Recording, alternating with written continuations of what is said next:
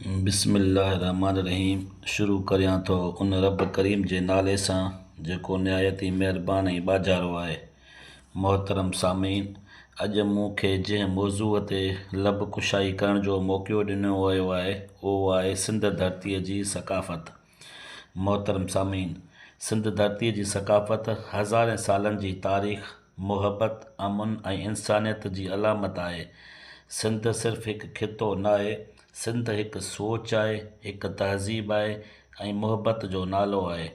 मोइन जे दड़े जे आसारनि खां वठी हज़रत शाह अब्दुल लतीफ़ भिटाईअ जे शाइरीअ ताईं सिंध जी सक़ाफ़त दुनिया खे उहो सबक़ु ॾिनो आहे त इंसानियत, बर्दाश्त ऐं भाईचारो ई असुलु दौलत आहिनि।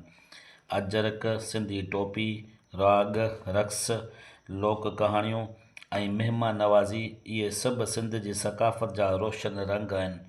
शाह अब्दुल लतीफ़ भिटाई रहमतुल्लाह अलैहि फ़रमायो त सिंधड़ीअ जो साहु साहड़ियनि में समायल आहे।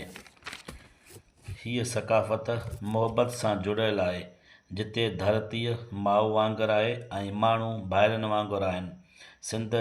सिंध जे मेलनि, ईदनि, शादियुनि ऐं सक़ाफ़ती ॾींहंनि में जेको जोश ऐं एहतराम ॾिसण में अचे थो, उहो असांजे क़ौमी सुञाणप जो ज़िंदा सबूत आहिनि।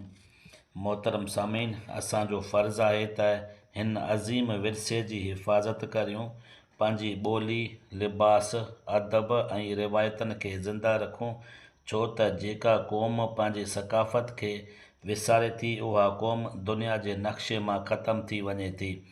मोहतरम सामीन, सिंध जी सक़ाफ़त सिर्फ़ु माज़ी न पर असांजो हाल ऐं मुस्तक़बिल बि आहे।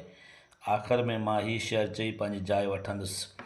सिंधड़ीअ जी मिटीअ में महक इश्क़ जी, सिंधड़ीअ जी मिटीअ में महक इश्क़ जी, हर ज़रो ॿुधाए दास्तान सदियनि जी।